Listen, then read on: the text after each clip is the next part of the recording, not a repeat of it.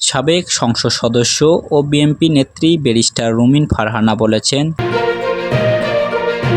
জামাতে ইসলামী বা জাতীয় নাগরিক পার্টির এনসিপি কেউ কখনো আওয়ামী লীগের মিছিলে বা কর্মসূচিতে বাধা দেওয়ার চেষ্টা করেনি। রুমিন ফারহানা বলেন, বিভিন্ন স্থানে যখন আওয়ামী লীগ মিছিল করেছে, যুবদল, ছাত্রদল বাধা দিয়েছে, বিএনপি নেতাকর্মীরা বাধা দেওয়ার চেষ্টা করেছে, কিন্তু আপনি কখনো দেখবেন না জামাত বা এনসিপির কেউ আওয়ামী লীগের মিছিলে বা কর্মসূচিতে বাধা দেওয়ার চেষ্টা করেছে। তিনি বলেন, এখন আওয়ামী লীগের কর্মসূচিতে বিএনপি বাধা দিতে পারে কি পারে না এই প্রশ্ন আমি বলবো যে আওয়ামী লীগের কার্যক্রম এখন স্থগিত আছে। সুতরাং এটা রাষ্ট্রের দায়িত্ব যে তারা যাতে কোনো রাজনৈতিক কার্যক্রম পরিচালনা করতে না পারে এটা নিশ্চিত করা।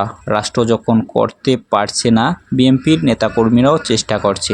বিএনপি নেত্রী আরও বলেন, বিএনপি আওয়ামী লীগকে যেভাবে দেখবে বা বিএনপি আওয়ামী লীগকে প্রতিরোধ করার আগ্রহী হবে সেরকম অন্য কোনো পলিটিক্যাল পার্টি করবে কিনা সেই প্রশ্ন থেকেই যায়।